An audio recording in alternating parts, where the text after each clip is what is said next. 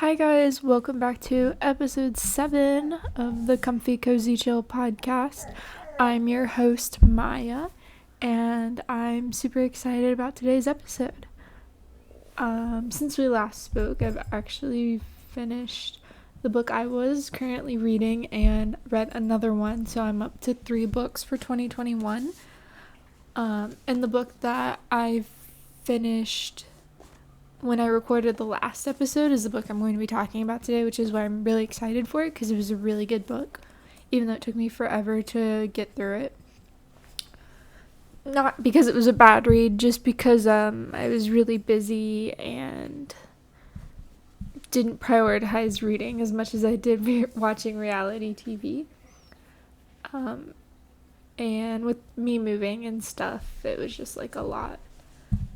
Speaking of which, I am actually recording this in my living room instead of my bedroom like I usually do. So you may hear the dog whining, or my cat will probably come over and crawl in my lap and like smell the microphone. But it's a lot easier to record at the coffee table because I can set my computer and my mic on a hard surface than just worrying about having it sitting in my bed. So, let's catch up a little bit. I started a new podcast today, a new true crime podcast, because I got all caught up on the other one that I was listening to. And I'm only a few episodes into this new podcast, but I can tell that I'm going to like it a lot. I got a library card at the library in this county that I live in now, and I'm really excited because I had a library card for my old county I was from. I lived in for like my entire life, and I just never went once I like went away to college because I was at college. I wasn't home and I lost my library card, so I just would never go to the library, which I think is why I became like obsessed with buying books and why I've been buying so many recently, is because I never had the ability to go to the library, because if I went, I would have to A, buy a new library card, which I didn't want to do, and B, probably pay some late fees, which I didn't want to do. And then the other reason why I buy so many books is because with my new job, I have a little bit of some more disposable income, and I need to buy things to be happy for some reason, so it's a whole thing. But I got a library card, and I've gotten 3 books from the library so far. The first one was okay.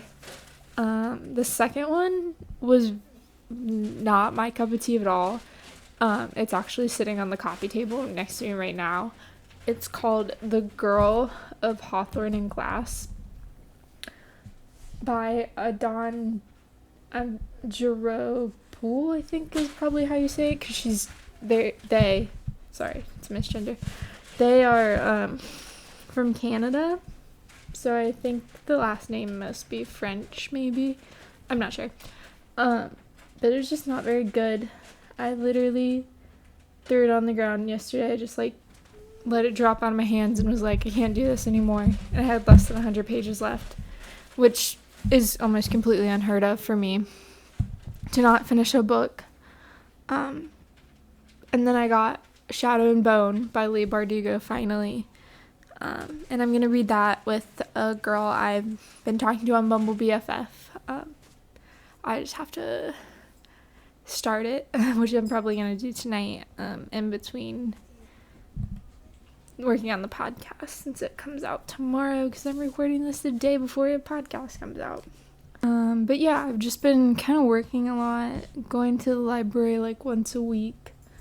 I got a new cat, and we're just getting used to things here with her. We've had her for about 1 week now, and my boyfriend's dog doesn't really like her. I think he's just being a little territorial and stuff and anxious, so he's not really a big fan. And I've been trying to get her used to being outside on our little deck area, and I ordered a leash and a harness off of Amazon, so I'm going to try to teach her to walk on a leash because I want to be the crazy cat lady in my apartment who walks her cat around on a leash.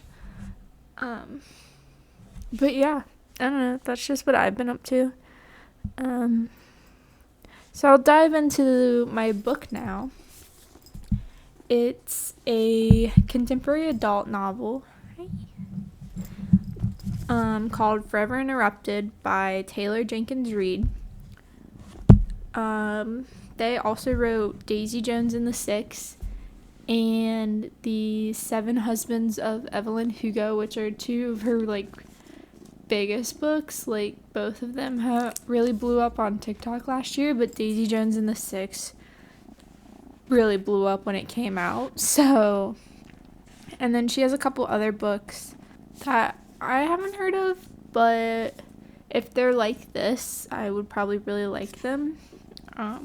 I have Daisy Jones and the Six. I haven't read it yet, but I'm going to at some point. I'm not really sure when. I may have to become one of those person who reads multiple books at once because there's so many that I want to read and not enough time. So this book is about a girl named Elsie Porter who is an average 20-something-year-old, and everything that happens to her is just kind of ordinary. She's a librarian. She moved to LA with her best friend after college. Her life's just kind of plain Jane kind of life. Nothing special ever really happens. And her best friend is this super beautiful girl who gets all the guys, and Elsie's just kind of the girl next door, really down to earth type. It starts off with her going to a New Year's Eve party, and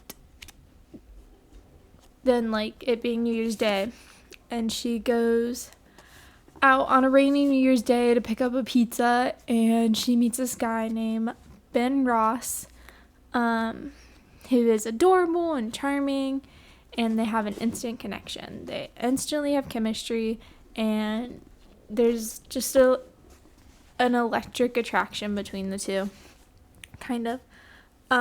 So they meet in January, and then in May, only 6 months later, I think they get married in May. They elope. So they have a very whirlwind romance, and they're both very much in love with each other and just kind of do the spontaneous thing of eloping. And then 9 days later, after they elope, Ben is out riding his bike and he's hit by a truck and killed on impact right down the road from their apartment. And Elsie is the first one on the scene, and they load up Ben's body into an ambulance because they're trying to save him and stuff. And she gets a ride to the hospital and finds out that he's dead. She's devastated. And she also meets her mother-in-law for the very first time. And her mother-in-law had no idea that she even existed, that Ben was even dating anybody, let alone married. And doesn't believe Elsie at all when she says that Elsie and Ben are married. Doesn't believe her when she said that they're dating. Wouldn't let her have any of his personal effects, anything. And it's really hard on Elsie because obviously her husband just died and she's grieving, and then this woman is also calling her a liar and doesn't want her involved in any of the decision-making process after Ben dies. It's just really hard. It's really a book about love and grief, which are two very, very strong emotions that really go hand in hand.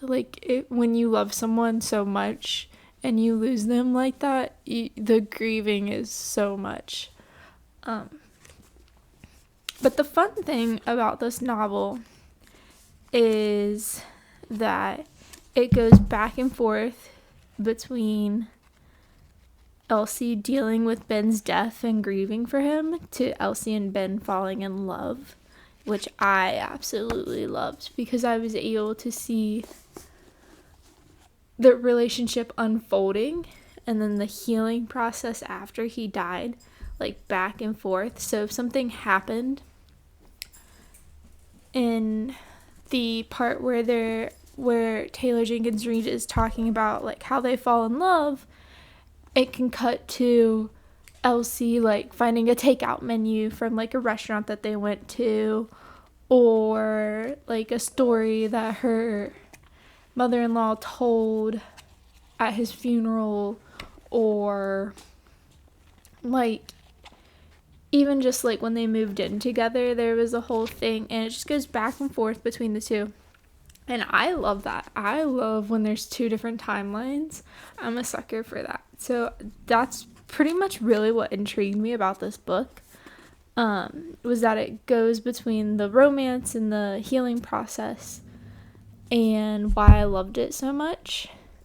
And in the back of the book, there's actually some discussion questions that I thought would be kind of fun to answer.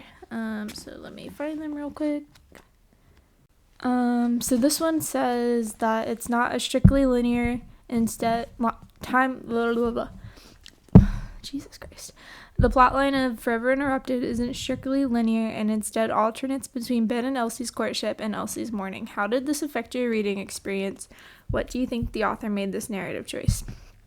I loved it, like I said before. I'm not sure why she made this narrative choice. This is my book club of one, so I don't really have anybody else to discuss it with. But I think maybe to show what it was like for her to love someone so deeply and fiercely and quickly, and then to lose them just as quick as she fell in love with them, and what that does. And kind of another theme throughout the book and throughout her healing process is that she feels like, since they were only together for 6 months, that their love doesn't count, that their marriage doesn't count, that she should just be able to move on. And it's not like that grief and love are two different timelines, two different linear timelines, as well as this plot. So I think that maybe that's why Taylor Jenkins Reid decided to do that. That's just my opinion, I don't know, but that's what makes the most sense to me. I'm trying to close my book again.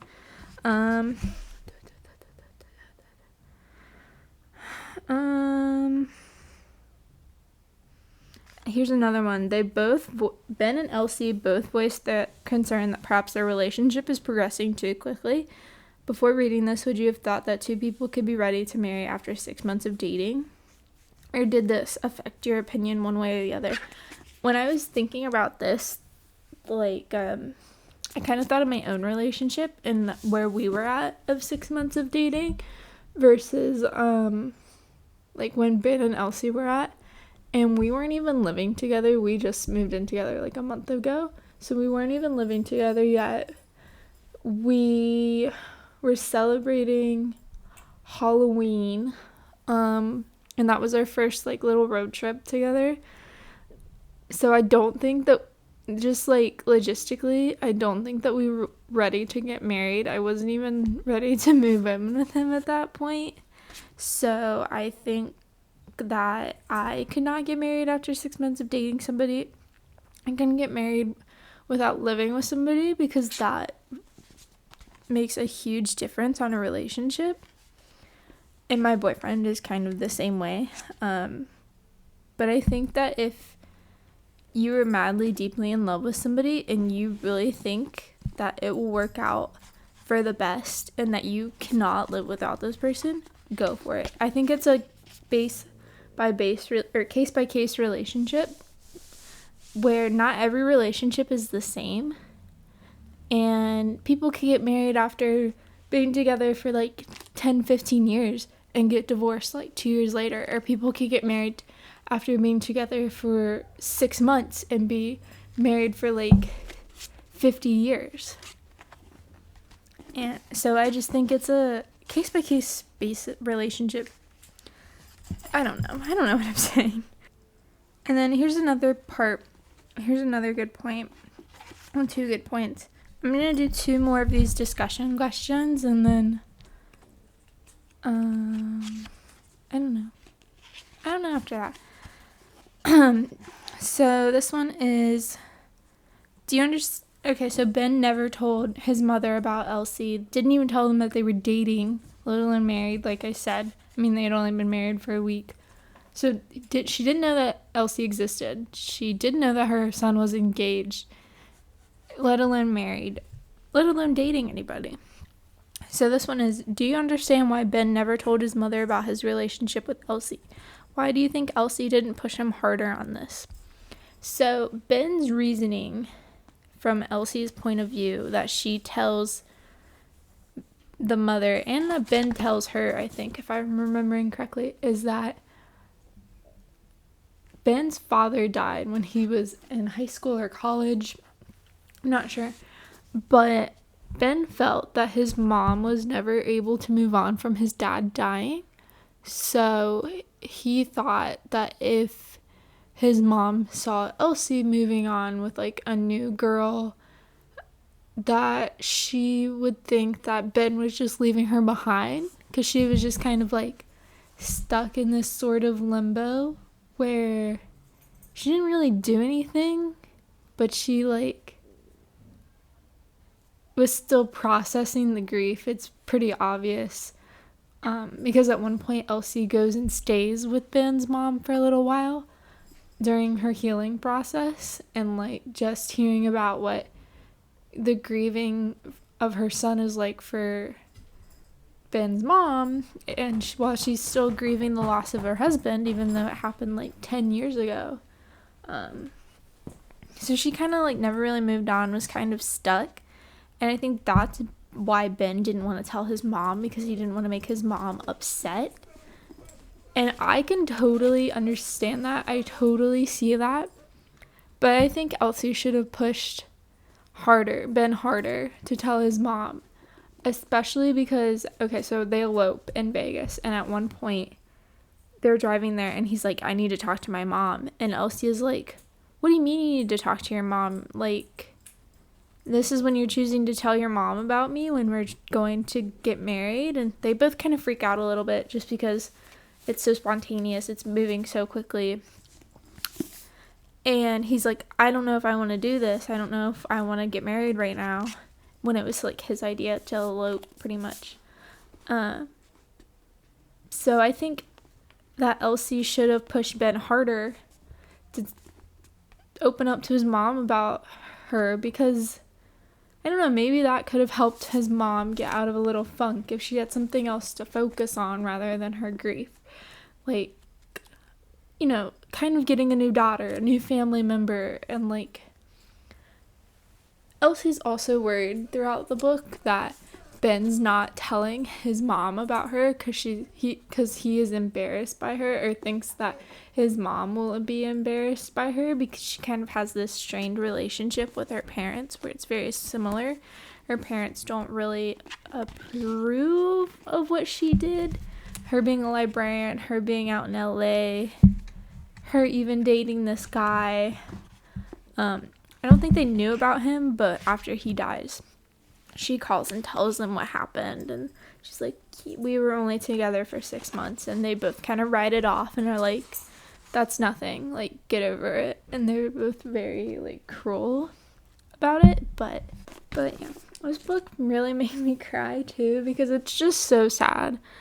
Like, it's Notebook level sad, or like The Fault in Our Stars level sad. It's just really, really sad.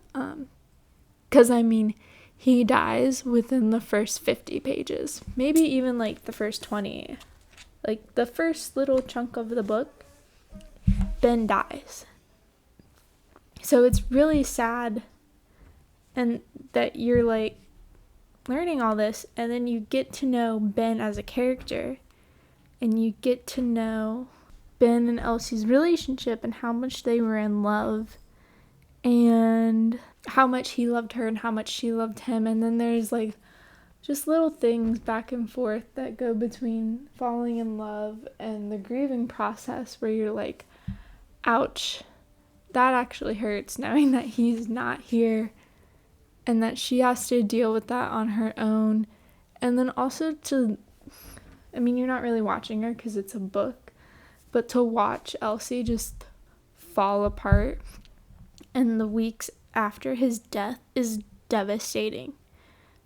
Because, like, I've gone through loss like that, but never so devastating. I've never lost somebody like that immediately close to me, where they were like my entire world, my entire family.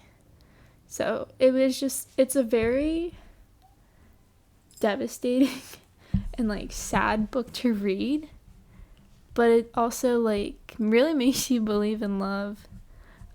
If you don't believe in love, definitely read this book, because Ben and Elsie were definitely in love. What do you think, Kitchen? Kitchen has some words. What do you think?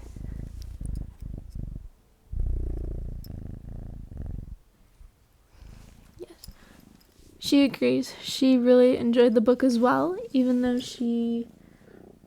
we didn't have her yet when I finished the book, but she tells me that she really enjoyed the book as well. And I think it would be a great movie, like a Notebook level movie. Great rom-com, very upsetting, but I don't know. But yeah. So, this was my second book of 2021. I'd give it 4.5 stars. I take half a point off just because, you know what, I take it back. I give it 5 stars because I can't even think of anything that was wrong with it. It was so good. I can't even think of anything that I didn't like about it.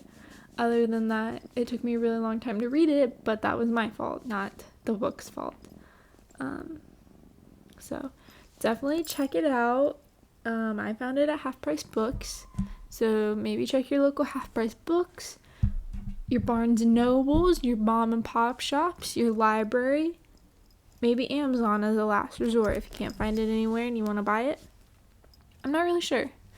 But yeah, so that's episode 7 about Forever Interrupted by Taylor Jenkins Reid.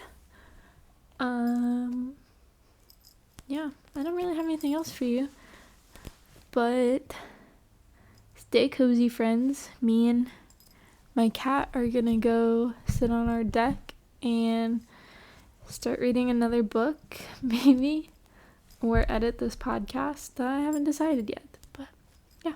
So everyone have a great week. I will talk to you in 2 weeks, and we'll maybe have some more fun books to talk about.